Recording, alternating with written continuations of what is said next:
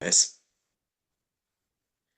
Hey, this is Robert, and thank you so much for tuning into the show. And we're in the midst of the crazy holiday season, and I'm just really glad that it's now, we're at a place where we don't have to worry about, any heat waves or nothing like that in LA, but we are just getting into the cold season, which is always a huge blessing because I prefer being cold any day. Just bring it on. But today we're just going to be chatting with somebody who is you've seen her at many conventions, and she's also an entrepreneur. She is a content creator that you might find on Instagram, which we'll definitely talk more about in a little bit.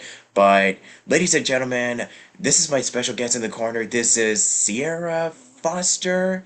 Am I saying it right? Yeah, yeah, you got it right. Yeah. Yeah. So thank you so much for joining me, Sierra. It's this is also another interview that has been we've been going back and forth for actually I'm just gonna look over it. It's Probably for like a month or so. Yeah. time. Yes, yes, yes. Yeah, time has just been crazy, but nevertheless, we're just gonna be talking about a lot of pretty interesting topics. And interestingly enough, I wanted to do this like it was sometime after, but for me, I don't really discuss like a lot of politics on my show, but I think I kind of reached out sometime after the election because I know we've got some interesting stuff to discuss when it comes to, you know, voting and stuff like that. But before we actually get into any of that stuff, how's 2024 in a nutshell? Oh, it's been good, to be honest. Thank you for having me. It's been great. I can't complain. So for me, I became, I don't have any issues being a content creator, but I guess I became a content creator by default because uh I'm an actor that does many, many things. I've been an activist my entire life. And so um my passion facilitates my purpose, but I'm mostly known as an either as an actor, and I've played a superhero. So if you see me at cons, I play the first female woman of color to lead a franchise, play Livewire from Valiant Comics. And so that being said, to come full circle to answer your question, that is a gift that keeps on giving. We shot our show Ninja versus the Valiant Universe 8 years ago. And I've also, in between that time, been a history teacher. I'm actually very proud of that. So I just came out with a new book, The Super Marvelous World of Black Inventors, that I was working on for a large portion of 2023, where I took real life inventors, turned them into superheroes and their inventions of their powers. So it's a modern textbook with a superhero twist. So the fact that I did that, and then of course I've appeared on Jubilee for different political things, and they've got millions of views. I got to debate Ben Shapiro. It's just some really cool stuff. Got to work with the White House, go there twice. So 2024 has just been a year of grinding, but also seeing some of those things bear fruit, and I'm very grateful. Yeah, amen to that. I really was so impressed with the amount of stuff that you've been putting out, especially with this year. I really do believe that we're kind of in a season where it's just a lot of, figuring out what to do, where everything's kind of been going, especially with like, with social unrest and many different, you know, discussions and topics that have been going about. Like, for example, just recently we've been, um, just kind of been in this transitional period where we're going to be, transitioning between like the Democrats to the Republicans. And yeah, who knows what that's going to bring for the next couple of years. But you know what? I'm just I always think of it like this. I just think of people like, yourself and many content creators that are, out there just making a positive change and fighting for a better cause. And, we're just not standing against like, racism or oppression or just anything else that is just hindering us. So I just really think of it as like, yeah, even though when times are tough, that is the time that we use to grow and really educate ourselves more. You know what I'm saying? Oh yeah, no, I think it's a great opportunity to educate ourselves, even folks that identify like perhaps as Democrat. I think that we have opportunity on all sides to become more unified and more moderate, because at the end of the day, we have to coexist. And I think that if we focus on what we have in common, I know it's a cliche thing as opposed to, what separates us, I'm going into, for the first time, into this transition cycle from party to party optimistic, but not optimistic in the sense of I'm going in, I don't even know if optimistic. Of course, you want to be optimistic. That's always like my default, but I'm curious, right? I'm curious about other people, why they feel, what they believe in. And I think if we don't reduce people to just hate or incompetence, or we don't have cultish behavior towards anyone who doesn't agree with us, I think there's some real progress that we can make in really getting back to the roots of what I was grew up with, even though there was always, disagreement amongst the parties, is what it means to be an American while still holding, you know, speaking truth to power and not erasing history, but deciding what we want the legacy to be moving forward as a country. And that's up to the Yeah, regardless of who's in office, that's up to the people. yeah, pretty much. So, like I said, there's so many different discussions that we can talk about when it comes to, the White House or just your involvement and just how you've been such an activist for so many of this. Because I know this is kind of like stuff that I know I said that I don't really discuss politics, but these are like really stuff that not too many of us really like when it comes to having an open mind when it comes to discussing like, oh, who's the best fit for the White House, or what are we gonna how can we become better people under a care of, whether it's a Democrat or a Republican. Like these are just serious topics that can be like, it can kind of go a little both ways.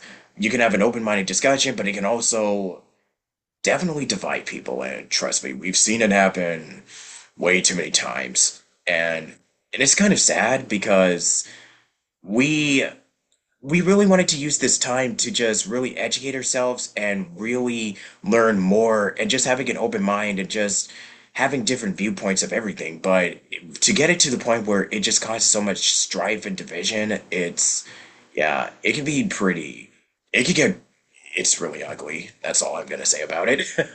I just will say this. I think that part of that division comes from when we decide to not have open mind. When we decide to dehumanize people that don't agree with us. And I mean that if you're a Democrat, I mean that if you're a Republican, however you want to identify, the minute you start dehumanizing someone, there's no democracy to uphold. And I think that getting back to the fundamental respect of human value, uh, just as global citizens, we see what's happening all over the world. Really just you know, I think that we reached a time because of social media where we literally feel like we have to rebuttal every single person that doesn't agree with us. Discourse is great. I encourage it. I personally love it. But when it's just attacking people, no matter what you believe, I find that incredibly not productive. And I think that that is what's going to help us, get to higher ground is to literally see people as human. Yeah, I definitely agree. It can be really disheartening, but at the end of the day, there's still so much that we gotta work on. Yeah. So I guess with all of that, with that said, like, what is something that really inspired you to really get into into show business and being an actress and doing a lot of this stuff that you've been doing for many, many years now? So for me, I was a basketball player for a long time. I wanted to be an actor. I played basketball for 11 years. I was an NCAA athlete. I was a state tournament finalist, um, California state tournament finalist, recruited to the NCAA, came to Southern California, and I ended up breaking my leg. And it's very interesting. I believe God personally, and I think that God has a way of using everything. I look back and I realize, although prior to me playing basketball, I was in theater for the first time. I used to be a chubby kid. At that time, I was probably like 5'9" in middle school. This was like seventh grade. Now I'm like 6 feet, and which is why I play like superheroes and these kind of characters. But when you're a kid, you don't really have anything to it can be, kids can be cruel. And I was bullied a lot. I used to wear a yellow sweatshirt. People call me Big Bird. And it's funny. It's not funny for a kid, and it's not nice. And as a teacher, I won't condone that, but in hindsight, I can laugh at it. But I just remember feeling a bit out of place. Like I didn't have something to identify with. And I took as an elective acting for the first time. Took drama, loved it. Played Michelle Pfeiffer's role in A Midsummer's Night Dream after watching the movie that we put on a yeah, 'cause it was summer school, a summer production. And she played it was this play is by Shakespeare, and she played Titania, Queen of the Fairies. And I was like, oh my God, like I'm tall, this makes sense. I was like, I have to have this role, and I got it, and I loved it. Fast forward, going into the next school year, I was recruited to play basketball because of my height. And I I knew that if I just stayed on this route and I worked hard, that I could potentially earn a scholarship and be the first person in my immediate family to go to college and get a 4-year degree. So I did that, and coming full circle, I thought that I was too old by the time I got to LA to play basketball to be an actor. And I was only like, gosh, maybe I was like 21 then. Yeah. And so I ended up breaking my leg, during my first season. And fast forward, I got back into to acting. I started working for Nick Cannon. I did, oddly enough, one of my first shows was a court show. Uh, Life just took an amazing turn. I ended up, partnering, doing work for the Time Film Festival, where I ended up meeting like all the major actors. And I just had all these really dynamic experiences. And I really feel like me having the foundation as an athlete is what sustains me in this business. So when people see me cranking stuff out, it's me versus me with the help of God at the end of the day. And I just have an athlete mindset and I apply it to entertainment. But my road to being an entertainer was not probably traditional because I came through athletics, and I used my dad's a saying pseudomaster. So um, I went to Film Fighting LA, the Theatrical Academy of Combat. I trained with the trainer who trained Robert Downey Jr. for Iron Man. He brought in WWE wrestlers, Robert Goodwin. And then I also trained at the Theatrical Academy of Combat with Dan and Jan Singer. They did Hook and Master and Commander. They choreographed those films. So I learned how to fight with a bunch of weapons. And I really was able to use, to full circle Cortella's answer, is to use my athleticism to catapult me into some of the roles like Livewire and Salvage Marines, where I get to play these awesome, strong female characters. But the lesson I want people to know is like, your dreams have a time, and sometimes the timing is different, but it's always better. And things tend to work out. If something's for you, like the opportunity will come at the right time. And we have to be careful of what we tell ourselves. Because now that I look back and I think that I was too old to yell, too old to act at 22 is absurd. Man, that is like, there's so much that we could just discuss just from your little introduction here, but I just cannot believe that you've worked with a trainer for Robert Downey Jr. for Iron Man. And I mean, like, first off, being a basketball player, I'm like, as somebody who used to play basketball and shoot hoops and just kind of, was into Lakers and, stuff like that as a kid, I'm just kind of like, whenever somebody mentions basketball, my mind just immediately goes into the and it's so true with the athlete mindset of applying it into your career because like we can just have a way of just like, oh, I'm gonna do this, but having an athletic mindset of just applying it to anything, it could just be because that's exactly how I was raised, of just having the mindset of, okay, um I think one of the best lessons I've ever learned was always stay true to yourself and keep on because like you could just try to be somebody else, but it's not going to be as authentic as just you doing it and getting out there and really working hard. And n- even if stuff gets you down, like if life just kind of throws a ton at you, just always, I mean, it's kind of like you fall down 10 times and then you just always get back up. That's kind of the mentality that I've always had since I was a kid. That's a very athletic mentality. Like I remember my dad when we Yeah. do martial arts, like he would literally fall down and have to get back up. Or games, Yeah. you would study film, you would go to practice, you would work on it, and that's just the approach that I took to acting. And really coming out of being a basketball player, like I graduated college, and then it took me an extra year because I broke my leg and I couldn't walk for a while. And then I went right into acting school, graduated from the Sanford Meisner Center.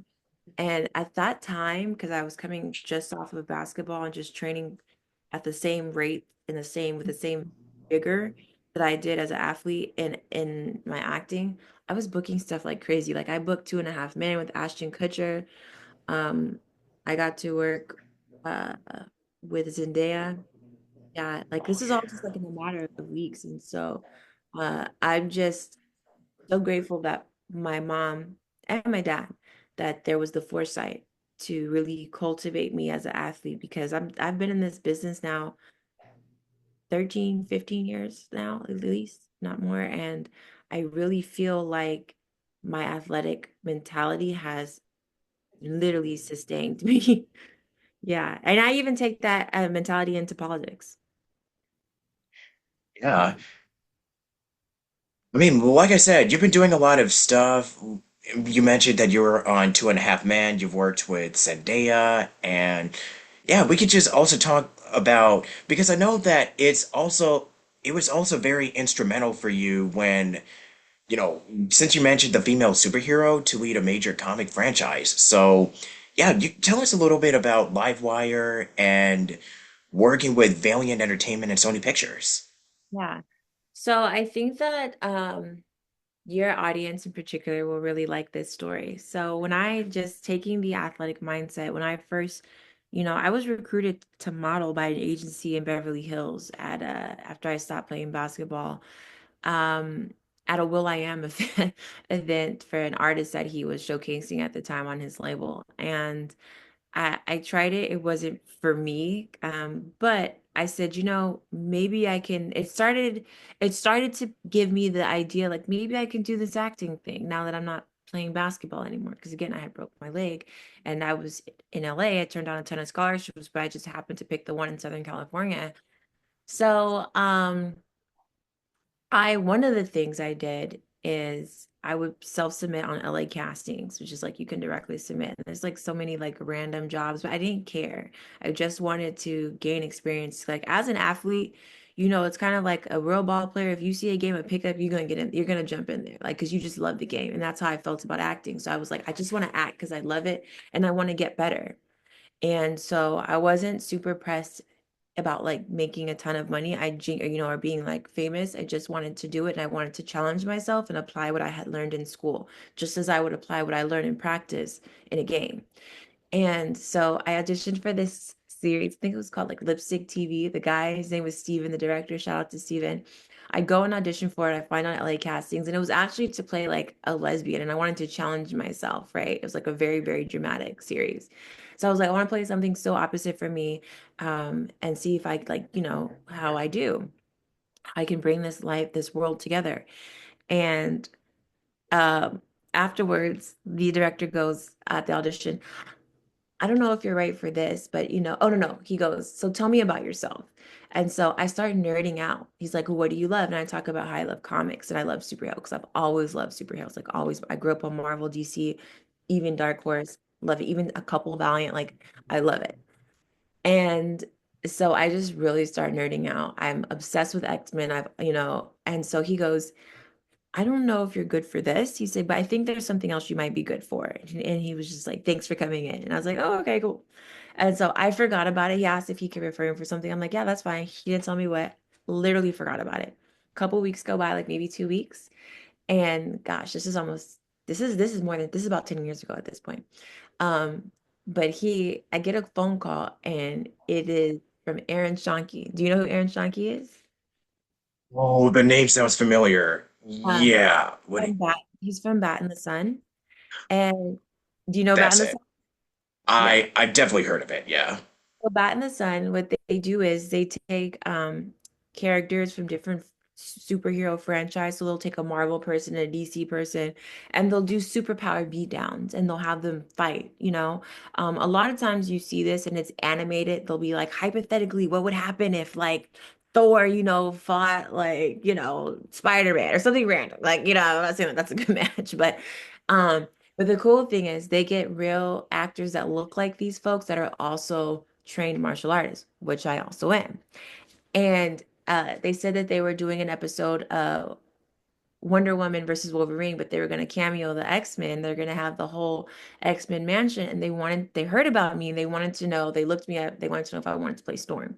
And if I wanted to do it, the role was mine. And I was just like, I was like, I was like, yes, yes. And at first he was like, how are you with like, characters and electricity? I'm like, are we talking Static Shock? What are we talking? He's like, you got the job. I started nerding out.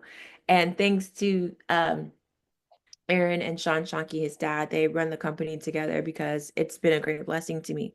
So that was the catalyst. Come 3 years later, I appeared on that episode. It was great. Everybody loved me at Storm. I loved it. And then 3 years later, Sony Pictures decided that they were going to make some feature films to push the Valiant franchise, which is the third largest comic book company in the world, even more than Dark Horse. At one point, they were the number one publisher. They still might be in the world. They have a core following. So Sony wanted to make some feature films, and Valiant Entertainment at the time was like, yeah, they partnered with them. But they said that they allowed Valiant Entertainment to uh to do some films to galvanize the core fan base and to introduce the rest of the Valiant universe.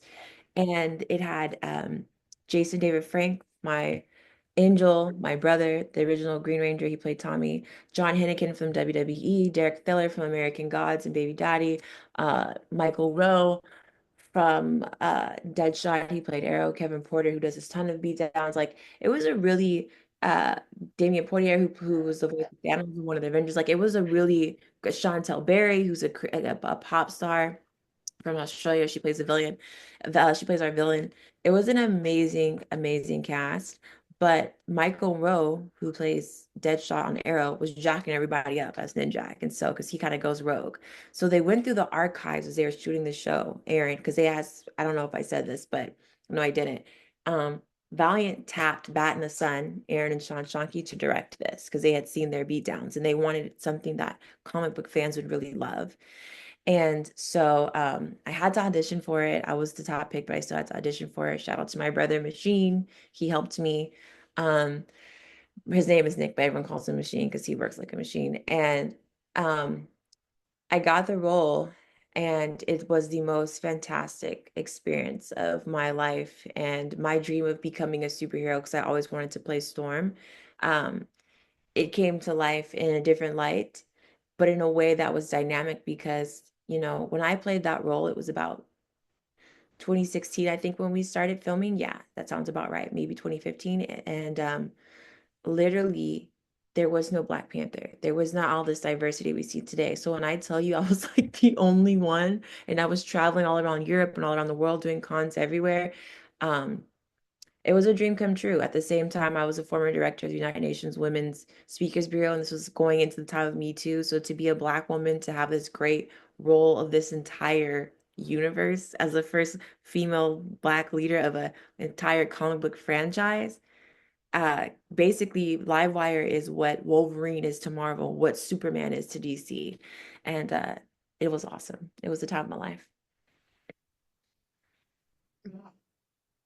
Really Yeah. does bring me back to because I'm just starting to think about like you mentioned, because this was before I started really learning more about I mean, this was all definitely before with the Black Lives Matter. I mean, it's not to say that it's never been there before, but I think it's kind of like after the whole George Floyd thing, like which everybody kind of knows about, unfortunately, but I think it really spread more awareness of just how bad it was just really affecting the community. And I'm not just talking about like African American, but like you mentioned LGBT, but so many different communities have just been affected by, yeah, if this happened, like so many actors and people just get kind of get tossed to the I don't want to say toss aside, but there's opportunities that would just close because they're not like, I mean, if we were to go back to the on-camera like theater, like you can't be this character because you're not tall enough or skinny or whatever way, which it's really not fair. So I really do think that there's more doors that are opening, especially for actors that have been like, because I work as a voiceover artist, and as you can see, there's this little booth behind me, behind all this stuff in the That back. looks great. So, yeah, oh, thank you. But it's, we're kind of in a time where you can really do this from home, but I think as everything's starting to open back up, there's like more and more doors that are opening for remote talent that are just, I mean, look at all over the globe. Like there's Comic Cons that are happening everywhere. There's so many events that are just happening, and you mentioned Black Panther, which it's really interesting because I've actually heard of Black Panther before they actually made the movie, but since the movie came out and yeah, it was just kind of like the shift where we're just getting more like people of color superheroes and and especially with like more female superheroes. Like I know there's the Miss Marvel that just came out from for DC from like Marvel, DC, Wonder Woman. So there's like more of yeah, Yeah. we're seeing like more of a shift towards more female-led Yeah. inspirational role models to people, and we're just doing it. And it's not like at a how can I It's put not this? corny. It's a It's direction. like It's not actually too fun. yeah. It's like actually It's fun, actually and fun. it's yeah. Anybody can enjoy it, and it's not like they're forcing like oh girl power. But no, these are Yeah, characters because that I are don't like that. Yeah, I think yeah that that's real counterproductive. That's actual the thing characters. too. Yeah. I'm the first person as a comic book fan. Like my love for comics supersedes like any Yeah. agenda. So when I see that happening, as a comic book fan, 'cause even though I'm an actor, I'm a comic book fan too. And when I see like a studio come and like totally redo something where it's just like not even close to the comic, it's frustrating for me too. So I feel Yeah, you on no, I could go on. I'm about to go off on like so many different changes that they have to make to a movie just to appeal to a certain demographic. But no, I really think that these should be for everybody, and especially for all of us that to really learn a lot about what they've gone through. It's not just like if you watch Wonder Woman, what she had to go through, that could be something that anybody can identify with. Just making these characters that anybody can identify and I know relatable is kind of like a thing that's like really popular in media now, but having relatable characters is also very much a strong like it really sucks us into the story and it gets us more invested into the storytelling like I'm a storyteller as well, and there's so much that I could just go on about how certain movie franchises just kind of miss the mark on the original source material, comic books, TV shows. It could just be from anything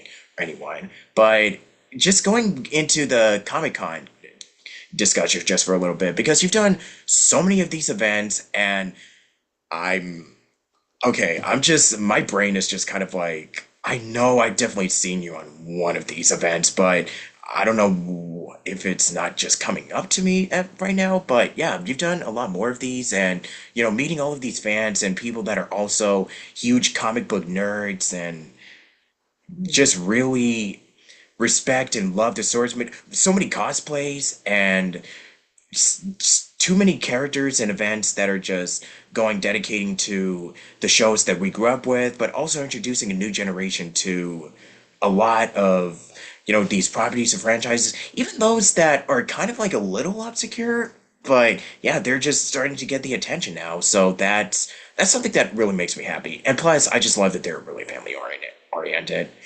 We can talk Yeah. today. No, they But are. yeah, I I just really don't like these. realize how what a great environment Comic-Con is, and I feel like Yeah. how could you try it? It really is a place where people can be themselves. It's a very family, positive, uplifting, supportive environment. And I think in this climate that's important. So I like to have balance. I really feel blessed that I can go on shows like Jubilee, but then I can also go appear at Comic-Con a month later, you know. Yeah. So Yeah, I you like just have that. no idea. Yeah. Yeah, I'm grateful. Were you at LA Comic-Con? Oh my goodness. I think that's what it was. Yeah, Yes, LA I Comic saw you. I Con. think I have a Yeah. picture. You came to my signing. Yeah, I saw you. Yeah, but so it's a great, and the fact that I get to bring my book, The Super Marvelous World of Black Inventors, to Comic-Con because there's so many, this book is not for Black children or just Black families. It's American history, not just Black history, and it's for everyone to enjoy. And I'm just so grateful, really, that I get to merge all my worlds together as a teacher. Because I'm a world history teacher, like an actual teacher. When my industry was shut down and we went on strike, I started teaching because then the schools opened back up after COVID. They didn't have teachers. So I just was like, I know that I am who I am because of the teachers and coaches I had, and so the fact that I can be a world history teacher, a superhero, and an actor, and someone that cares about policy and the betterment of our country and humanity at large, I'm just so, so blessed and grateful. And I get to do all of this largely in the Comic-Con space with the audience that has supported me for literally over 10 years. I'm very humbled and grateful for this season of my life. Yeah, and thank you so much for reminding me because I was having like a massive brain fog of I do a just lot. This convention. happens a Yeah. lot during my interviews because I do a lot. I was talking to a publicist recently and they're like, "You're just so interesting. You do so much stuff." Of course, I'm me. Like, I feel, everybody thinks they're interesting, but then I'm also like, when I see so many people watching my stories, I'm like, "Who sent you? What do you want?" Because I'm just me. Yeah, It's a no lot. joke. Because I saw your posts on Instagram and I keep thinking to myself, okay, for some reason she looks familiar. Then you brought up Comic-Con and I was like, ah, Yeah. that's what it was. Yeah. Yeah. I To think we be have a, fair, yeah. I'm sorry. yeah. No, I was gonna say, I think we have a picture together. Yeah.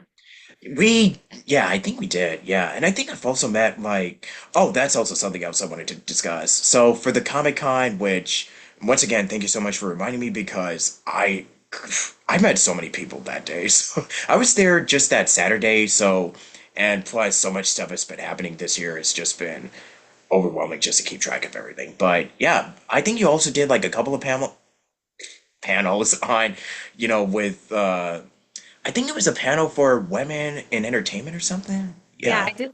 They wanted me to do it this year. My schedule, I actually had to film Jubilee the next day, so I couldn't do the Oh, weekend. yeah. But previously, so 22, 23, I've actually moderated. Shout out to Janisha Adams from Black Panther. She put me on with this convention, and shout out to Geek Fest. But and Comic Con LA at large. But yeah, I moderated the like women in film panel.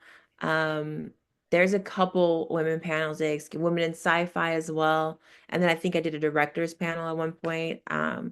But my girl Janisha did it this year. I know it was awesome because she's amazing. But yeah, usually, I really, as someone who does a lot of speaking and hosting, it's a great opportunity for me to talk to creatives, but I love to bring the audience into, like I say, it's a team sport. So I love to bring them into the fold and like, you know, the fact that people want to talk to us, or sometimes we'll have like, like Chantel, shout out to Chantel. She came from our show, and she plays our villain. And so, you know, there was someone else from another lady from Star Trek. The fact that, another actress from Stargate SG-1, which I grew up watching. I've had the experience to work with Jason David Frank, the Green Ranger, someone I just Yeah. loved as a kid and still love as a brother now, even though he's no longer with us. And Walter Jones, the Black Ranger. And so getting to be in the midst of that nostalgia alongside creatives and having the audience have that moment is really dope to me. And it's really fun. I love doing it. Yeah. Yeah. I kind of wanted to show you some of these. So this is from my previous cons that I've been to where you could just meet people that you grew up watching. This one is Batman. This was a Batman, signature. Huh? that's Batman. That's a certain type of that's a certain Batman. That was a It's cartoon, right? the animated series from the 90s. Yeah. Yeah, so I grew up watching that. I'm a 90s kid. Shout out to all the 90s kids. That's like my Yeah. Oh, favorite yeah. Batman. Like, Yeah, I grew up with the Warner Brothers stuff. Like, I yeah, think right under here is yep, Freakazoid. That's also Warner Brothers. yes. Tiny Toon Animaniacs. That Animaniacs. was pretty much my jam back in the day. And Yeah. I really love how you mentioned Power Rangers because, okay, I missed out on Power Rangers as a kid, not gonna lie, but I definitely, I mean, it was everywhere. I was kind of more into like Cartoon Network, Nickelodeon, like Yeah. Pokemon and stuff like that. I So, was into all of it. That's probably why my mom put me in yeah, basketball. that's why, yeah. That's why I really love going to the comic conventions. Like, I know there's the anime cons, but I really like the comic cons because I feel like those are more Like those are really for all ages, and you can just really get the feeling that, everybody can enjoy one thing or the other. Like even if you're not like super really into it, like it's just a really welcoming environment in general. Yeah. That's why it's a perfect place to Exactly. have available because it's a book that's, for kids, but it's also for adults. It's like comic book, but Yeah. it's like history. It's just a really great family environment. And I'm not gonna lie though, and you can tell me if you feel this way too. After, because I was there just that Saturday too, and I usually do the whole weekend, like and moderate and appear, and it's a lot.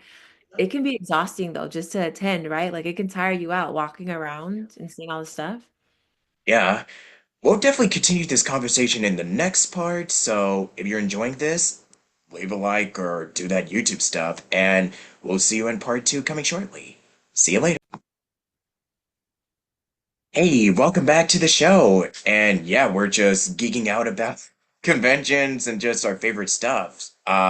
Before we continue, I wanted to mention that I do remember that I came to your table and I was just kind of like with my mom at the time, so we were just kind of being spontaneous, like we were just only there for the afternoon. Like it was just my only day that I really went this year. So prayerfully next year I'll be able to go the entire weekend, but we'll see, fingers crossed, because it's supposed to be on my birthday weekend. So yeah, well, I'll If it's your celebrate big. birthday weekend, just DM me and I'll see if I can get you a pass. Oh, okay. Yeah. Yeah, we'll make that happen. But let me see, what was I saying? But yeah, it was just like there was so much that was going on, and they always say that you just can't really cram everything in one day. There's always like one thing after another. Guests keep it getting added at the last second, and stuff keeps getting canceled. So it's really like, okay, so you gotta really, if you want the full Comic-Con experience, which is why, man, San Diego is always like really, it's extremely difficult, like, because you gotta be on, it's kind of like the tickets always sell out quickly, so you just always gotta make sure that you're there, like on the page, just ready to purchase them because they sell out so quickly. Oh, when do they go out? I mean, I might be able to go, but when do they release, like when do they come out? When do the tickets come out? I think before thing like this year they had the tickets out like the Saturday before Thanksgiving, if I'm not mistaken, and they Oh, sold really? out in like a day. Like Dang. literally all of them. Yeah, like the entire all the weekend, one day, all of it. I know it VIP. gets Yeah. crazy. I still haven't appeared there yet. A lot of the shows I want to appear there, but I personally haven't. I know you. Yeah, it's just scheduling as well. Which is why when the San Diego one happens, it's always like so conflicting because summertime is just crazy for me. Like especially that weekend. Like I'm always it's if it's on a weekend that I wanted to go, it's just oh no, something always come up. Yeah. Yeah.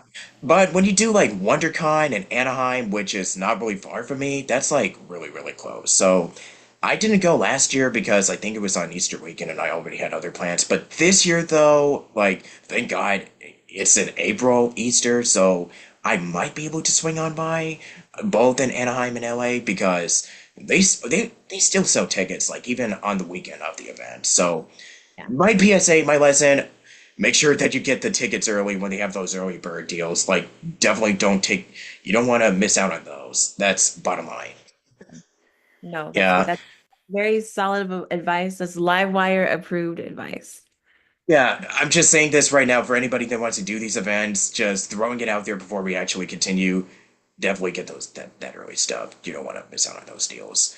But yeah, one day they're fun, and you did mention like you were there Saturday only, but it can be overwhelming, especially when there's other stuff that you want to do, panels, and it's a lot. It really is. Especially when the schedule keeps, yeah, I don't know. I guess it's like either because I don't want to say that it's the convention, but it's more like, yeah, there's a chance that whatever's on the schedule is not always going to be like happening. Like, there's going to be some changes and just going to keep shuffling around. So, stuff always. That's why when you make a plan, just stick to it. But if you're in having a limited amount of time, then I don't know, just make the best of it. That's my lesson that I wanted to give. just a quick little unsolicited advice to those that want to do conventions. Jeez. Yeah. Can you tell my brain is just totally fried right now? No, no, you're doing great. I think that for people that, have never went before, it's solid advice because I think sometimes people have an idea of what they think Comic-Con is. And while some Yeah. aspects of it may be true, any insight for like a new person to kind of make them feel like less stressed about it is always good because I think for some people it's overwhelming. Like people don't know like you can cosplay, but like you don't have to, you know. So there's so much. Especially if it's like super hot. Yeah, there's Yeah. just so much for you to do, when I was there, not this last time, but I was at Stanley Comic Con, or no, I think it was LA Comic Con again last year. I I heard this voice and it was ended up being the actors from Napoleon Dynamite, which I loved growing up. And so it was like Wow. vote for Pedro and I'm like, oh my God. And so like there's something for everyone, and if you're into nostalgia, there's 9 times out of 10 there'll be someone or something or some project there that'll remind you of when you're a kid. And I think we can all use a little more of that energy. Yeah, especially if there's the people or artists or just anything that you see that you weren't even expecting to notice, which is what happened. That's kind of why, Yeah. that Saturday it was like, oh my goodness, that's there. Oh wow. Okay. Because I get distracted really easily, as you could probably already tell. You're good. I think Yeah. we all get distracted easily now with the cell phones, so you're good. Yeah. That's why when I go out, I just try not to look at my phone too often. Try. Keyword being try. But yeah, it's just a lot of fun. But if there's like a billion different things happening at once, it can be like overwhelming, like you said. And yeah, that's just pretty much all I've got. So going over to Jason though, because you did mention, like, like I said, I didn't grow up with Power Rangers, but I know how much, he really was like So very much a big, yeah. And I was like, when I found out the news, I was crushed yeah. because I didn't really grow up with Power Rangers, but I knew how much it really means to so many people. Which brings back to even if you're not like really super familiar with a property, then if you hear somebody like passing away that was like a large part of your childhood, then it really does it crushes your heart. It really does. I think that's kind of like my feeling when so the poster that I have behind me. So Kevin Conroy was Batman in the 90s and he also recently passed the same year and I was, yeah, it's just kind of like the a lesson where it's really hard just moving on without the folks that were just pretty much the pillars of your childhood. But I think at the end of the day, the amount of people that they did inspire and touch, they're carrying on what they left. So it's not like they're never really gone. It's just not here physically, but you could just tell their influence just continues for years and years to come. Yeah, everything I learned about Comic-Con, I learned from Jason. And Yeah. yeah, every Comic-Con I appear at, LA Comic-Con, I always wear green, wearing green now in his honor, green. Oh, Yeah. yeah. I I remember noticed. Yeah. we had a lot of plans to do Comic Cons together. He really was like an older brother and a mentor to me, which was like wild growing up as a kid in the 90s because I never thought, like, I didn't even think I was going to be an actor. I was an athlete. So, let alone I become an actor, I become a superhero, and I do it with one Me of, neither. Me like, neither. To be let me fair, think. neither I time. just want to Yeah. tell anybody, I became friends and like a sister to Jason David Frank, and I went to the White House. So, like, anything else I do is just like extra at this point. Let's just be clear because, um, Jason really truthfully had a heart of gold. And I think that ultimately that's one of the things when, it led, I don't want to get into like how he passed, but I think that like when you're Yes. such an empathic like person and I mean, I remember when we appeared, the cast appeared in New York Comic Con. I don't even know what it was, like 2017 or something like that. I think 2016, 2017, when they were revealing who might have been even 2015, I'm not sure. So all of, but I think 2016 when they're revealing who the cast was. And it's so funny they had us at this table and we were supposed to do 45 minutes, but Jason was at the end. So people had to get through all of us to get to him. And it ended up being 900 people. We were supposed to do 45 minutes. We ended up being there 9 hours. Like I took my heels off, I put my Yeezys on. Like They had to bring us food. The producers had to bring us food. Like Jason Wow. was that dynamic and he was that giving, you know, and a lot of his fans then became supporters of mine. And then throughout my career, he was always on and you know, I started doing, you know, like podcasting during COVID when it first started and or you know, just all of this stuff, no matter what I wanted to do, he always supported me. He advocated on live air to put me in Legends of the White Dragon, his last film. And so yeah, I think that Jason's legacy will live on forever, also through his daughters, Jenna and Sky, both of whom are musicians and rappers in their own right.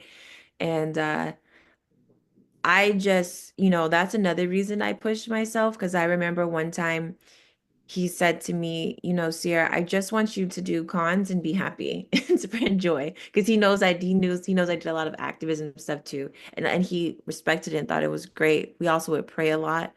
Um, but I know Jason really was all about spreading that joy. And if you think about it, he kind of dedicated his entire life to that because he got cast in Power Rangers when he was like 17. I think year before last would have been his 50th birthday. So he really put in a lot of time, and I hope that I can bring an ounce of joy and continue to keep that he brought to folks and continue to keep his legacy moving on forever. Yeah. Thanks so much for sharing that. Yeah. I remember watching there was a Power Rangers movie that came out years ago, and I thought it was really touching that they got Jason and Yeah. Amy to cameo in it. Yeah.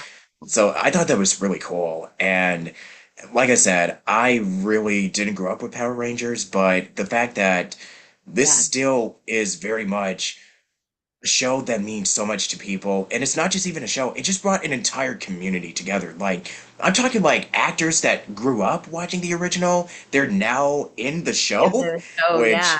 which it's really crazy how you could just grow up with something and then lo and behold you're a part of like the Sonic stuff. I'm kinda sorta have done a couple of stuff for them, but some Crazy. that I can't really disclose. Yeah, it really is crazy. So they Got have so like much conventions hype. dedicated to, you know, Sonic or just or just Shrek of all things. Yeah. Trust me, I love there are Sonic, by the conventions. way. I used to play Yeah. the video game. Yeah. And I remember they had the one with the, I don't know if it was a PS2, I think, or it was an N64. I think it was PS2 because I was like real old school. But there was like the racing car one, like that they'd have. And like there's like, they'd be in like little eggs, like you got to race. And it was Sonic and a bunch of other characters, and they were like in cars. Ooh, Um, I yeah. don't know Yeah. if it was So, N64. I don't know. Yeah. but anyways, I'm a Yeah, big old school. Yeah. Hedgehog fan. I remember the cartoon also. So Oh yeah, I'm yeah. hoping kids are still growing up with all this cool stuff. Yeah, I mean, Pokemon is still going on. There's so much anime that is still out. I mean, Dragon Ball. I Yeah. mean, with the Do you passing of remember the, Furbies?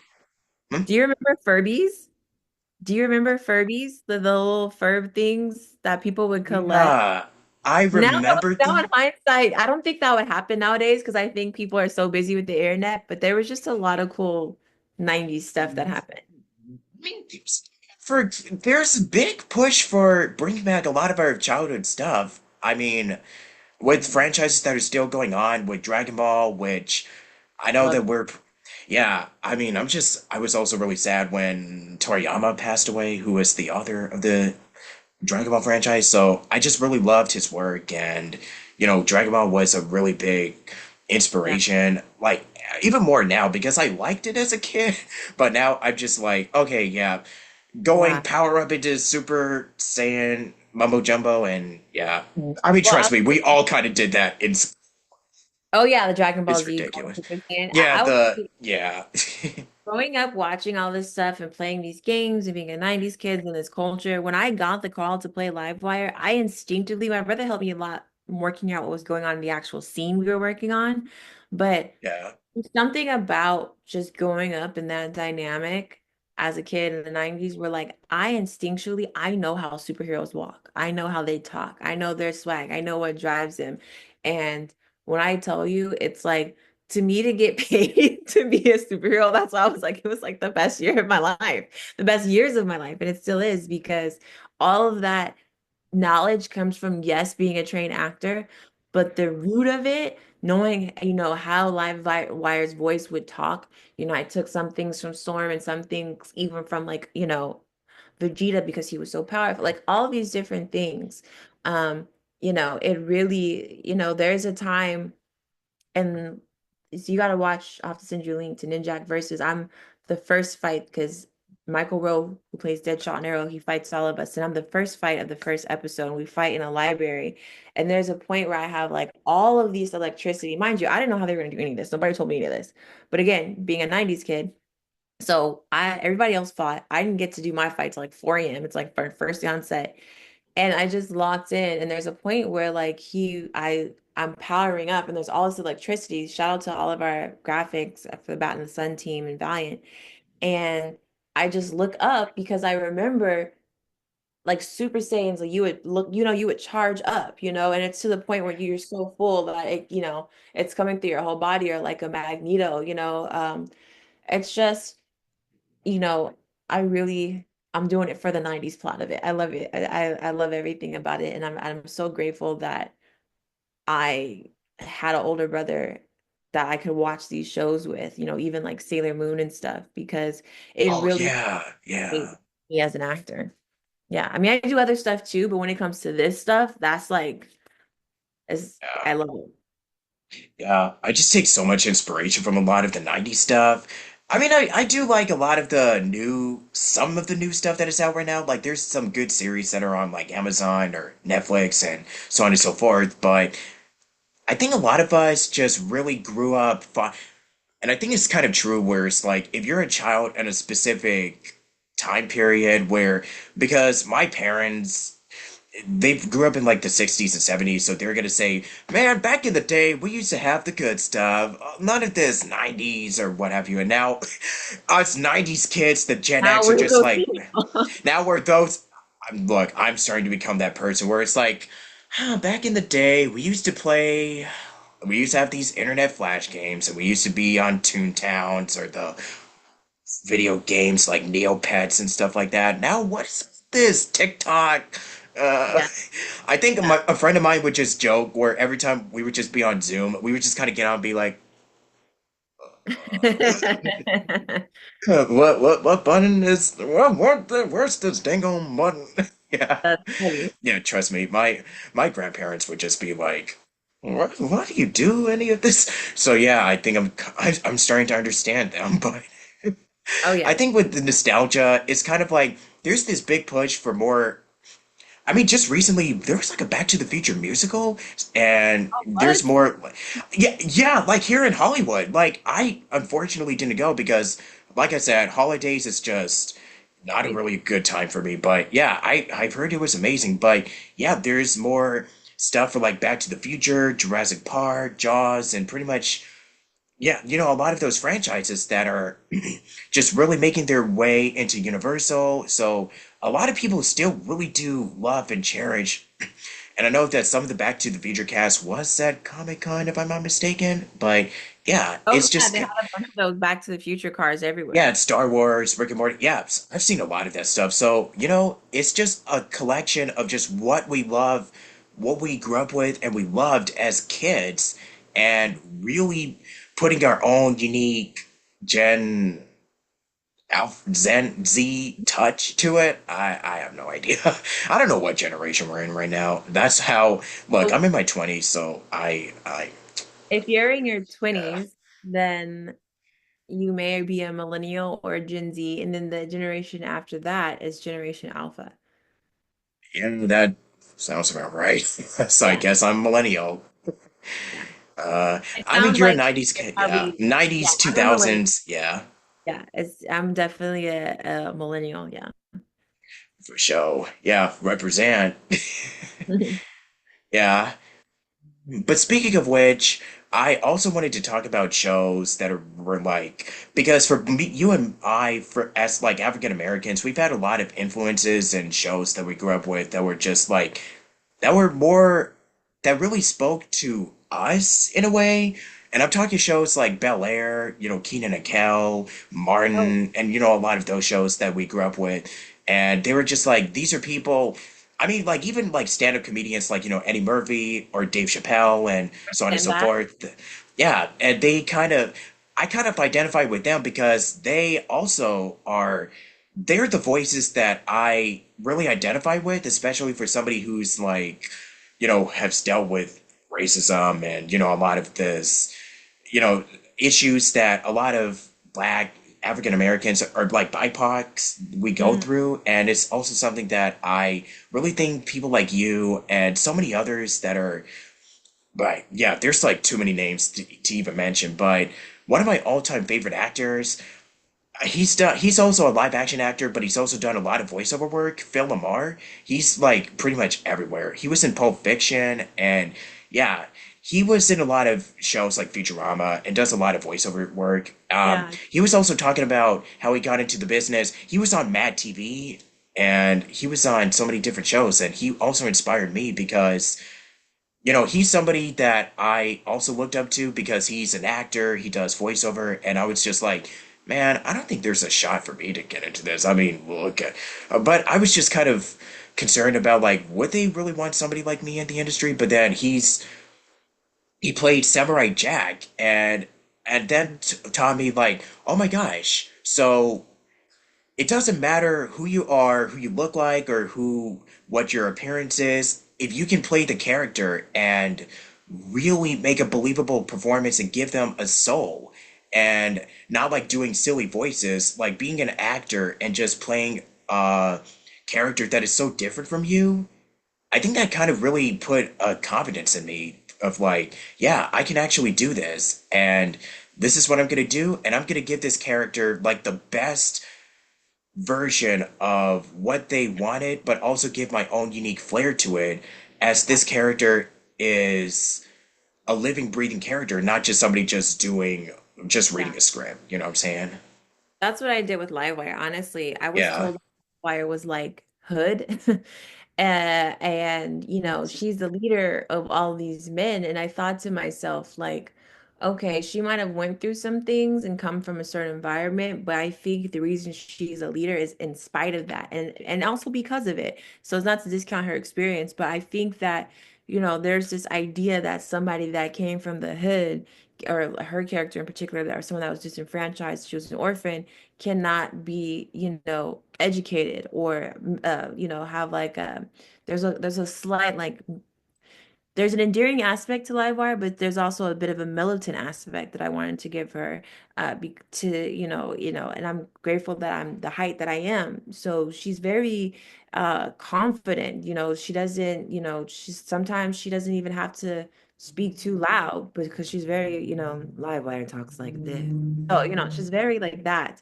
And so I went against what the recommendation was from the director who was actually helping cast me. And then the Dinesh Hashimi, the owner of Valiant at the time, one of our executive producers, he said me making those unique choices of what I thought Livewire was, especially being the first person in 40 years since the comic books to ever play this character live action, is why I got the role. So I definitely think, and that again, it's just learning because there was times where I was, I tell a story which I won't go into now, but there's times when I did not do that and I didn't get a role and you just learn from it. But eventually, one of the things as I've gotten older, I've learned is, there's only one you, and God made you unique for a reason. And I think that we need to move away from the fear of that, right? Because like when everybody's trying to do the same thing, it's very boring. I have no desire to be like anyone else. When I see what everybody else is doing, they're doing the same thing. They go left, I go right. Just because that's just how I am. I have no desire to be like anyone else. And it's been serving me quite well in my career. This is such a great lesson. I'm Isaiah Jackson, Robert, either or, but yeah, I mean, I'm my own person. I'm not trying to be like Sierra or just be like Phil Lamar, but I'm just myself. And trying to be like somebody else is what puts a lot of imposter syndrome into self-doubt or just being I, like, oh man, why am I not doing? Trust me, that's a trap that I've fallen into really Same. early on in my career. Yeah. I think a All lot of all of young us do people it. do. Yeah. Yeah, Yeah. yeah. And it's draining, right? Like you can't, it's draining to act like something that you're not. And there's a saying that I love. It says, I'd rather be disliked for who I am than loved for who I'm not. Exactly. Yeah.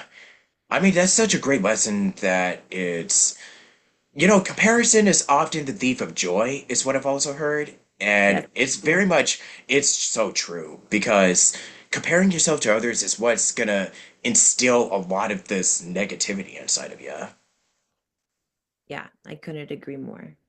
Which I Yeah. think you had because I unfortunately I do have to go shortly, but I know that there was another question. I'll let you take it where you wanted to go, but I know you had a question about mental health, I think. Yeah, which is like, because I know we kind of talked a little bit about, actually, I don't think we've really, I don't know if we've discussed a lot about physical, like, but I think it kind of does tie into mental health a bit. So, yeah, Okay, any advice on, I'm sorry? I want to make sure I answer the questions that you had. So whatever the question was, I'm happy to answer it. Yeah.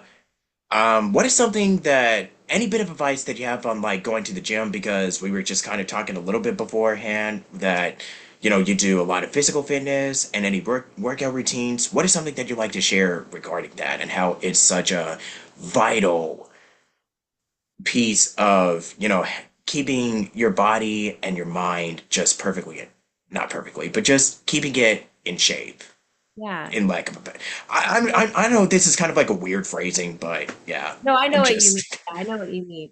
So I went to school and I have a triple bachelor's in social behavioral science. Now, there's a lot of people who went to school. That doesn't mean you know everything. There's some people who went to school that don't know nothing. But one of my degrees is in psychology, and one thing I know for sure is that the way Yeah. you feel physically will affect your mental. And more so from learning that from school, I just know that from life. And I've had times where I was more healthy and I had times where I was not as healthy.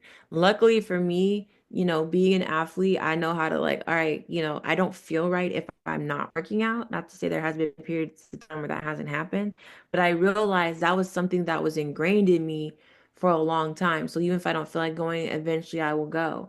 But I would say is um what's really helped me to sustain not having those gap periods and living a healthier, more consistent lifestyle is one, being my unique self, trying to be healthy for me, what that looks like ideally for me and not in comparison and I'm not like when I tell you I'm so not in competition with anyone at this stage in my life, it's not even funny. And to be frank, that's why I excel in every area because I'm competing against me and trying to be my healthiest, my best, my most impactful. And you can't do any of those things if you're not taking care of yourself, if you're not pouring in yourself.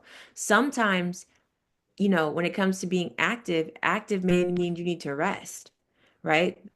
Sometimes, drinking, making sure you're hydrated and really educating yourself. I really think that there should be nutrition classes required that you take that teaches you that the human body needs, high protein meals, that we need, if you're training, actually probably ideally 7 to 9 hours of sleep, how much water you need, the fact of like, another thing I will say, and this coincides with working out too, not eating processed food and fast food because that stuff is literally designed to make you sick so companies can make money. And if you're eating that stuff, you're not going to be motivated to go to the gym. You're going to crash out. You're going to be fatigued.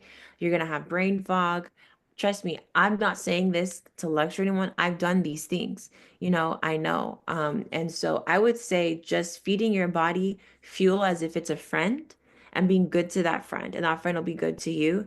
And then just trying to move your body. If you're not like a super athletic person, there's so many different options. You can dance, you can jog, there's so many things, but try to move at least 45 minutes to an hour a day, at least 5 days a week, I would say.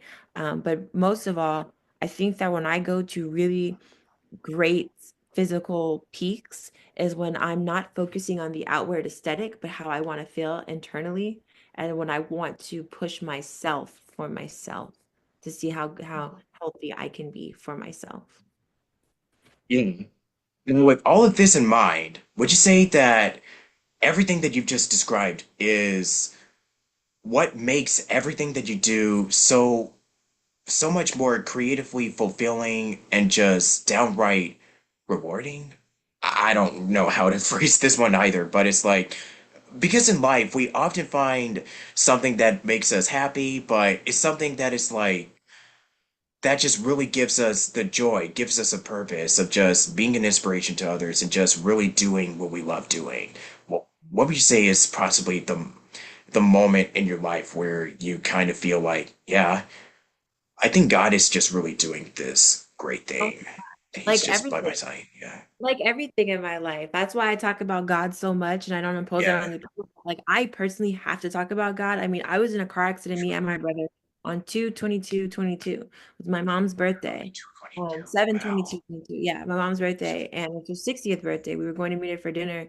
We end up losing control on a highway. Probably ended up going because we're trying to stop 85 miles per hour, zigzagging through big rigs and hitting a tree head on, and we're both over 6 feet tall. And so there was some minor things that happened to us.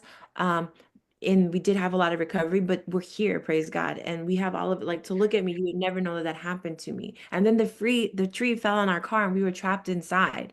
And so like I had glass in my hands and feet for months. My brother had My lacerations on God. his abs, and my finger is still slightly immobilized, and I can still do my weapons. Like God is great. God is amazing. And I if I didn't know then, I know now that there is a plan for your life, and until it's your time, it's not your time. And if you're here, it's to make impact and to do good things. So that first and foremost, when that after that happened, I knew immediately, like leaving the scene of the accident, I said, it became clear to me that I needed to continue to make even greater impact. And so I made some phone calls, did some traveling, and I connected with the Reform Alliance founded by Jay-Z, Meek Mill, Robert Kraft, and Michael Rubin. And they, based off Meek Mill's past experience with being, on probation, and he got violated and was sent for popping a willy in a music video to like federal prison for 2 years. Thank God he had people to advocate for him and he got out. But that's very unique, right? Everyone's not a huge celebrity. So really helping folks, since I am blessed to be here. I went into the fellowship, graduated the fellowship, and became the West Coast face of that division, and just really started to continuing to use my life, this opportunity that I got at life again, and everything that I've been blessed to have, my platform, my supporters, my skills, everything to just leave a legacy, because really and truthfully, what somebody thinks of you online, that person that doesn't like none of that matters. What matters is how you're pouring into other people. So I would say becoming live wire, getting called to go to the White House twice this year to talk about gun violence prevention in schools, particularly being a teacher and seeing what's going on, but having the blessing of having this platform as an actor and being able to advocate for students and teachers alike, that community. Um, I went to Dubai last year with Sadhguru and Conscious Planet for the United Nations Framework Convention to bring, more diverse people to the table to talk about climate change and have my work honored. I mean, there's just been so many things I've been blessed to do, and it's all God. Yes, it's me too, but I'll end by saying this. What I do is just same thing with my book. I do what God tells me to do. God woke me up at 3 a.m. I had been praying. It's okay, God, you tell me what to do. I was in a movie. I played Queen Latifah last year in a hip hop story, directed by Demaine Radcliffe, starring and written by Affion Crockett. It got Cedric the Entertainer. Little Mama plays MC Light in a scene opposite of me. It's like Little Rel. I mean, there's just so many amazing people. Again, some folks I grew up watching, having the opportunity to do that. Um, but after that, I just was like, okay, God, now what do you want me to do? And I got the idea at 3 a.m. I decidedly left my former management company and I bet on myself. I got the idea to write a book at 3 a.m. and I actually did it. And I remember getting to a part with the Super Marvelous World of Black Inventors where I was like, okay, I don't know how to format this. I don't know how to actually take this from like pictures in a story to like making it an actual physical book. And God just kept telling me, even sometimes some characters I would get stuck on for weeks at a time. And God would just say, just keep going. I'll handle it. And I'm like, why am I even doing this? Because if I can't get it finished, God was like, you do your part and you do it excellent and I'll do mine. And literally, God brought me a resource into my life the most amazing way that I could have never imagined possible. And it became far better, the finished product, than I ever could have imagined. And, you know, there's a passage in the Bible that says God has plans to give you not to harm you, but to prosper you, to give you life and life more abundantly, more than you could ever think, dream, or imagine. And that has been the story of my life. Me doing my part and then meeting God halfway and God going off. And I just want to stay obedient so I don't miss my blessing uh, or the ability to be the blessing. But yeah, that's pretty much been my whole life. I mean, I told you I went to an audition, not anything negative, but I wanted to play a lesbian to challenge myself. And literally just me being my authentic self, talking about comics, being who God made me, not being ashamed of it, it led me to being Storm for the cameo for Superpower Beatdown, which led me to being Livewire, which is connected to Sony Pictures. I mean, yeah, God is good. Jeremiah 29:11, baby. Yeah, Yeah. Man, I think on that note, that's kind of like the perfect way to close out this I episode, think man. so. I just want to thank you so much. Trust me, I really wish we had. I mean, if we were to do like a follow-up in the future, I open up for the summertime. We'll see what happens. So, Yeah. yeah, Yeah, no, I'll come back when I have my list because I'm gonna go on Comic Con tour finally now that I have the book done. And I would love to come here and talk to you and your audience about it and share that and talk about where I'll be. yeah, faux show, faux show. Um, I guess with all of that said, thank you so much for joining me on today. And I do want to give another quick little shout out, going back to the Comic Con. Jackie Dallas, I wanted to specifically bring up because you were doing like the women in film and panel because I know she also does like a lot of she was on Stranger Things and she does a lot of film and TV and stuff. So I just also wanted to give her some love and a shout out and maybe potentially be a future guest. So Yeah, I got we'll to meet see. Jackie. Great. Yeah. Oh, I'm sorry. Continue. Oh no, I got to meet Jackie briefly at the Comic Con. She's great. So yeah, hopefully she'll come on. I don't know her personally, but hopefully she'll come on. Yeah. I guess with all of that, we just pretty much discussed everything that we need to talk about. So any last bit of advice that I can just give out, it's always trust in God, have fun, and never stop dreaming, I guess. I think that's great advice. I think that's great. And I want to tell you, you're doing a great job. You're really good at this. You have the perfect voice for this and the perfect passion for this. And I wish you nothing but success. And I'm looking forward to continuing to see what your journey has to unfold for you for voiceover work and beyond. I really do appreciate it. Well, Mhm. ladies and gentlemen, this is this episode of Station Square. Oh my goodness.